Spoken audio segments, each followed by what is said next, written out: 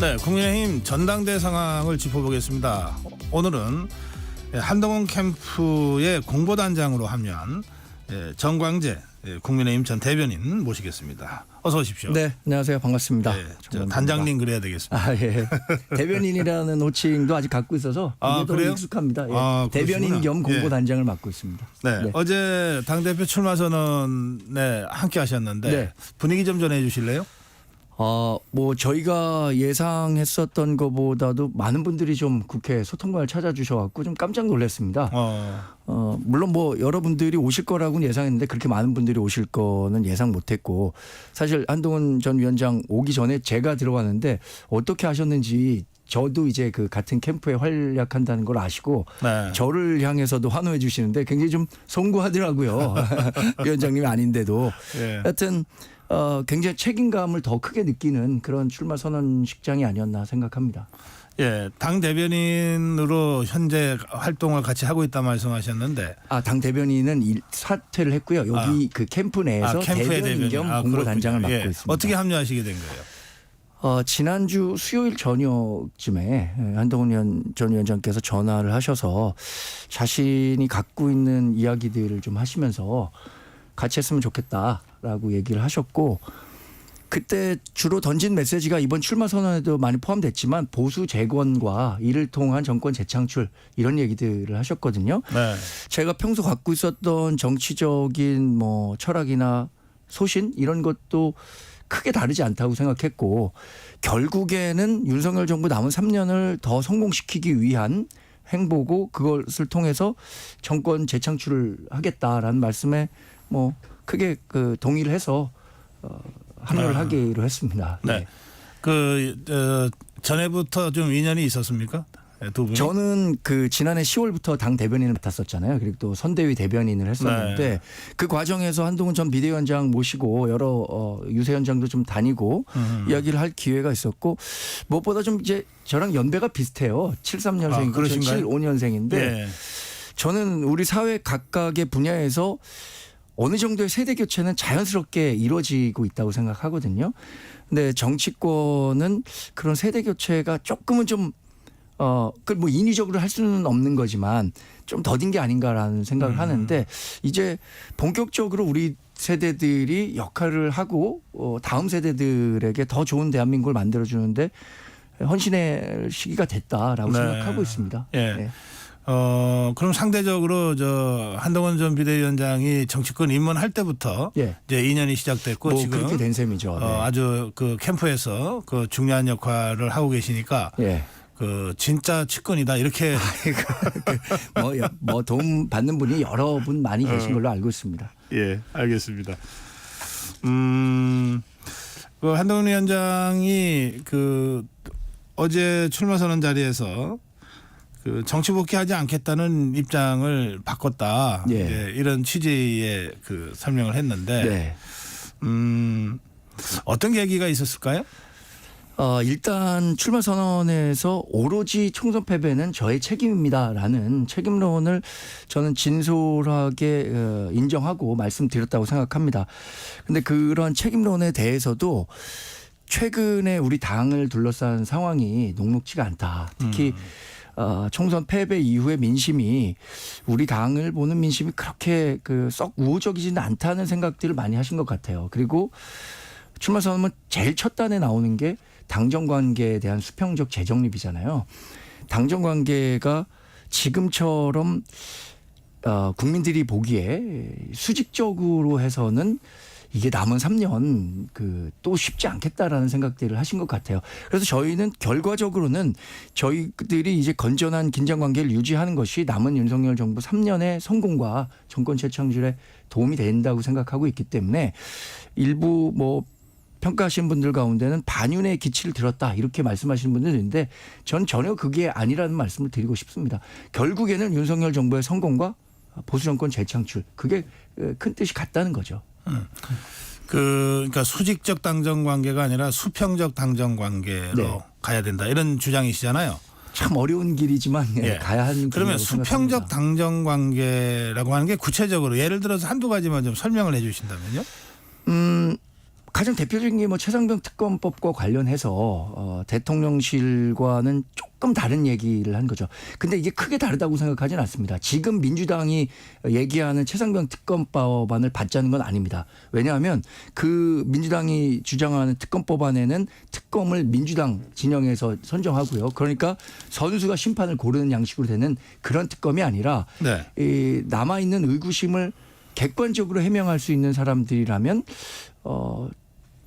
특검을 전향적으로 수용할 수 있다라는 의미니까 거듭 말씀드리지만 반윤의 기치를 들었다는 건 전혀 아니고요. 네. 이런 것들이 민심이니까 이 민심을 당이 중심이 돼서 대통령실에 조금 더 적극적으로 전달해 주는 것. 그게 바로 그 수평적 그 당정 관계의 한 단면이라고 생각합니다. 아, 그래요. 그 많은 언론이 어제 한동훈 전 비대위원장의 출마 선언에서 이제 핵심 그 어떤 주장 핵심 메시지로 이제 특검법 추진 네. 그거를 이제 다들 보도를 하더라고요. 네네. 근데 지금 우리 장광재 대변인도 말씀하시니까 그 얘기 조금 더 짚어볼게요. 네. 그 두 가지 주장으로 저는 봤는데요. 네. 하나는 지금 장광재 대변인 말씀하신 대로 지금 야권이 강행하려고 하는 특검과는 달리 네네. 그렇습니다. 객관적인 제3자 네. 국민이 누구나 다 그 인정할 수 있는 객관적인 제3자가 특검을 추천하는 방식의 특검법안을 네. 발의하겠다 이거죠? 예. 그 관련해서는요. 지금은 조금 사그라들었지만 기존에는 우리 당에서도 그 객관성이 담보된 특검법안이라면 독소 조항을 제외하고 협의해 볼 여지가 있었다는 분위기도 있었습니다. 지금은 아닙니다. 왜냐하면 다시 최근에 그 발의된 법사위 통과한 최상병 특검법안을 보면요. 네. 기존에 나왔던 것보다도 오히려 독소 조항이 더 강해졌습니다. 아하. 과거에는 변협에서 추천한 사람 중에 야권에서 뽑는다라고 했는데 지금 변협에서 추천한다는 것도 없어졌어요. 네. 그러니까 이런 오히려 우리가 이거에 수세적으로 나서니까 민주당이 더 오히려 강세를 걸어서 일종의 우리 당과 그 정부를 좀 옥죄는 양상으로 가고 있는데 이것을 타개하는 방법으로 우리가 갖고 있는 카드를 한번 써보자 이런 의지로 읽혔습니다. 저는. 네. 근데 이제 그렇게 하려면 야권을 설득할 수 있어야 되잖아요. 네. 근데 야권은 예. 지금 대법원장 야권에서 신임해서 대법원장 임명된 거잖아요. 그분이 임명하는 특검을 못 받을 이유가 있는 건가요? 저는 그래서 그 협상 카드를 가지고 야권을 설득하는 것이 지금 야권이 우리 당과 정부를 드라이브를 걸고 있는 것보다는 훨씬 더 쉬울 거라고 생각하고 네. 그것이 결국에는 국민들로부터도 더 신뢰를 받을 수 있는 길이다 이렇게 평가하고 있습니다. 그 한동훈 전 위원장의 이 그 주장과 관련해서는 네. 이 더불어민주당에서는 조건 달지 말고 지금의 특검법을 수용하라 이렇게 바로 대응이 나오던데요. 그러니까 그 지금 민주당도 자가당착에 빠진 거죠. 특검법 아하. 좋다. 우리가 받을 수 있다. 그런 독소 조항만 빼자라고 한다면 독소 조항은 당연히 사과도 독이 있는 부분은 베어내고 먹어야 되는 거 아니겠습니까? 그래서 네. 저는 민주당이 이 보자마자 이거는 받아들일 수 없다라고 얘기하는 것 자체가 아하. 이것이 자신들이 갖고 있었던 정략적인 목표. 그러니까 지금 민주당이 특검을 통해서 추구하고 있는 것 당연한 거 아니겠어요? 다 보이잖아요. 대통령의 어떤 권위를 흔들고 그래서 결국에는 뭐 탄핵 정부로까지 이끌어 가겠다는 아주 정략적 목표가 있다는 거잖아요. 그래서 그 민주당이 주장하는 특검은 우리 한동훈 전 비대위원장을 비롯한 우리 캠프도 받을 수 없다. 이런 아하. 얘기를 하고 있는 거죠. 예. 그럼 우리 정광재 대변인 설명을 들으면 네. 그렇게 계속 수세적으로만 갈 이유가 네. 없다. 우리가 오히려 적극적으로 공세적으로 이 문제를 먼저 제안하자. 네. 공격이 최선의 방어다. 네. 이런 문제의식이 예. 어제 그 특검법 역제안에 담겨 있다. 이렇게 해석을 해도 될까요? 네, 좋은 해석이시고요. 그래서 많은 분들이 이렇게 얘기잖아요. 우리 보수 정당과 보수 정권이 진보 정당에 비해서 비교적 국민들로부터 더 많은 평가를 받고 있는 것이 안보와 관련한 문제잖아요. 근데 이것은 젊은 병사가 안보를 위해서 뭐 우리 징집제 국가에서 이렇게 하다가 희생이 됐는데 그 부분에 대한 의구심과 뭐 이런 것들이 남아 있다면 적극적으로 좀 해소하려는 노력을 보이는 게 우리 안보를 자처하는 정당의 역할이다. 이렇게 예. 판단을 하신 것 같습니다. 예. 그 이제 또 한 가지 그 제가 질문 드릴 건 이건데요. 지금 국민의힘이 그 해병대원 특검법과 관련된 당론이 있지 않습니까? 네. 그 당론은 일단 경찰의 수사와 공수처의 수사를 지켜보고 네. 그리고 나서도 미흡하면은 특검을 적극 검토할 수 있다 이거잖아요. 네네. 어제 한동훈 전 비대위원장의 그 주장 중에는 그 부분에 네, 대한 맞습니다. 입장이 좀 다른 게 나왔어요. 예. 그 점은 어떻게 설명하시겠습니까? 지금 당권 경쟁을 하고 있는 나머지 후보들과 한동훈 전 비대위원장과 가장 큰 차이를 보이는 게 바로 그건 것 같아요. 그러니까 네. 공수처나 경찰의 수사를 보고 미진하면 특검하자 이런 단서가 붙었는데 네. 이 사실 출마 선언문과 최상병 특검에 관련한 거는 뭐 제가 참여한 게 아니라 이제 한동훈 전 비대위원장을 중심으로 뭐 자체적으로 판단을 하신 걸로 알고 있는데 그래도 그거보다는 한 발 더 나간 움직임을 보이는 것이 자신의 복귀와 함께 국민께 좀 설득할 수 있는 여론을 만들 수 있다라고 판단하신 거라고 생각하기 때문에 제가 그거에 대해서 뭐 예. 더 깊게 말씀드리긴 좀 어려울 것 같습니다. 그럼 일단 국민의힘의 당론과는 다른 주장을 한 거는 사실입니까? 네, 조금 다르죠. 그러나 그것이 결국에는 당과 윤석열 정부의 부담을 덜어주는 그 제3의 새로운 방법이 될 수 있다고 생각하는 겁니다. 알겠습니다. 예.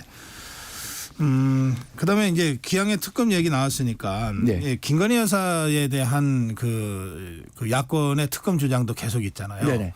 그분에 대해서 한동훈 비대위원장이 어제 쭉 이제 설명을 했는데 네. 그거 좀 요약해서 정리해 주신다면요. 네, 김건희 여사와 관련한 특검도 지금 2심 판결을 앞두고 있고 이제 법리적인 해석만 남았다는 거 아닙니까? 그리고 또 명품백과 관련한 것도 사안이 법리적으로 어떻게 해석할 수 있는가에 대한 문제가 있기 때문에 이것은 수사 결과를 지켜보면 그 이후에 결과를 다시 볼 일이지 지금 당장 특검할 일은 아니다라고 명확하게 선을 그은 거고요.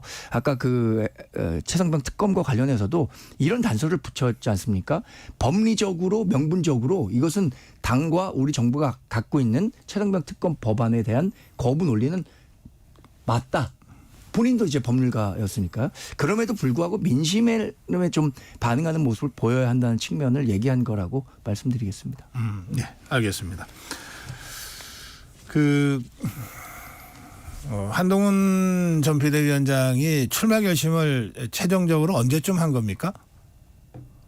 제가 잘 모르겠습니다. 왜냐하면 제가 연락을 받은 거는 예. 지난 6월 19일인데 네. 그 전에도 일부 움직임이 있었으니까요. 그래요. 아마 뭐 자꾸 이제 한동훈 전 비대위원장의 총선 패배 책임론이 부각되니까 그런 부분에 대해서 좀 고민을 하셨지 않았을까? 저는 그렇게 생각을 하는데 왜냐하면 본인도 말씀하셨잖아요. 자신이 처음에 이렇게 복귀한다는 게 쉽지 않다. 그리고 복귀하지 않을 거라고 처음에 그렇게 생각했는데 현재 당의 상황이 네. 자신의 복귀 결정을 이끌었다라고 말씀하셨으니까 그게 뭐 아주 옛날서부터 갖고 있었던 생각은 아닌 것 같습니다. 네. 그 당의 어떤 상황을 말씀하시는 건가요?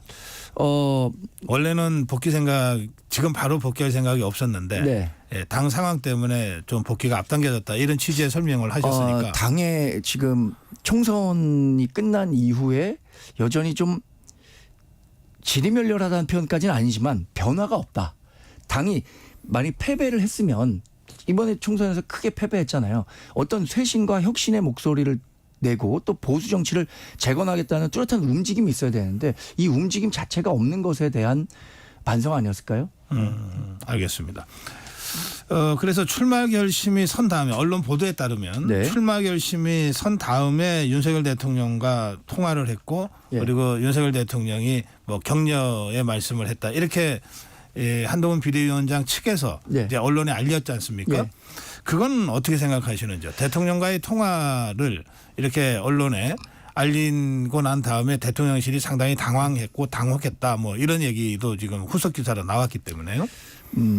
그 보도 경위는 제가 잘 모르겠습니다만 출마에 앞서서 윤석열 대통령께 출마를 하겠다라는 뜻을 알리는 절차는 반드시 있었어야 한다고 생각합니다. 그게 지난번에 뭐 식사를 같이 하자고 했는데 몸이 안 좋아서 하지 못했다라는 외에 더 예를 들어서 뭐 식사를 하는 자리나 이런 것들이 마련됐었으면 더 좋았을 수도 있겠지만 그게 물리적으로 어려운 상황에서 전화를 드리는 건 저는 그 과거의 인연과 앞으로의 당 대표가 당선되더라도 관계 설정이나 이런 면에 있어서는 반드시 필요한 조치였다고 생각하고요.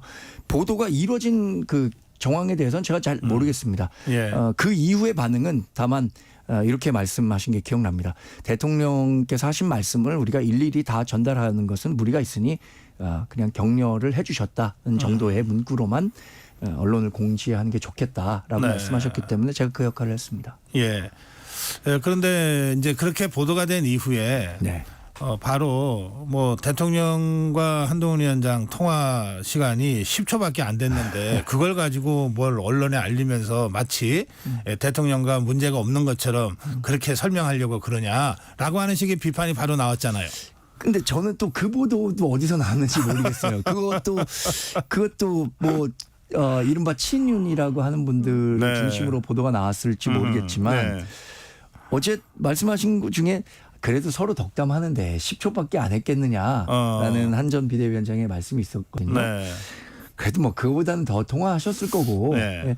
그리고 이런 말씀 드렸다고 했잖아요. 자기가 잘 이끌어서 이기는 정당을 만들고 싶다는 뜻을 전했으니까 결국에는 저는 정말 거듭 말씀드리지만 이게 윤석열 정부를 위한 길이라고 생각합니다. 네. 정광재 대변인 오늘 그 한동훈 전 비대위원장이 반윤이 아니다. 네. 또 뭐 그럼 비윤입니까? 아니면 친윤입니까? 보통 이제 언론이 그렇게 네. 지금 범주화 시켜서 지금 보도를 하니까. 저도 그래서 예. 반윤과 친윤과 비윤 이런 카테고리가 생겨 버리게 되는데 예. 그거는 언론이나 아니면 정치를 보는 분들의 해석의 영역이라고 생각합니다. 그러나 우리는 반윤의 기치를 갖고 하는 건 아니다.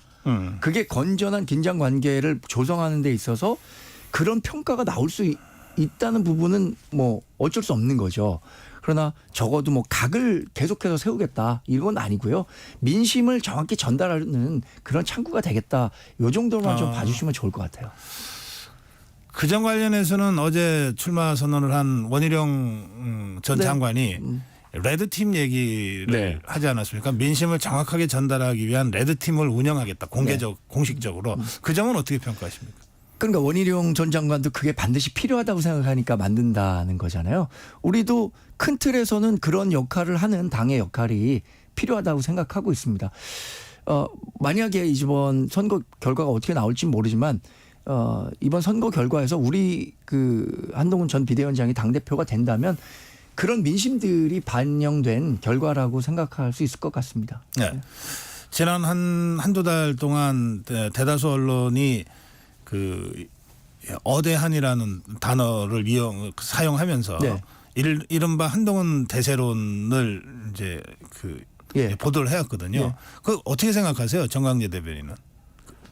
그게 있다고 생각하세요? 선거 결과는 뭐 선거가 끝날 때까지 알 수는 없지만 우리가 그래도 예측해 볼 수 있는 것은 뭐 여론조사가 가장 우리 그 선거에 앞서서 객관적인 지표라고 할 수 있으니까 그 지표를 통해서 보면 우리 캠프가 우위에 있는 건 사실인 것 같습니다. 그러나 앞으로 한 달 동안에 어떤 식의 여론 변화 또 이른바 아까 말씀하신 것처럼 친윤들의 합종 연행 이런 거에 따라서는 조금 더 선거 판세가 요동칠 가능성은 있다고 생각합니다. 저희가 더 열심히 해갖고 당심과 민심 모두 잡을 수 있는 당대표가 되는 게 저희 목표입니다.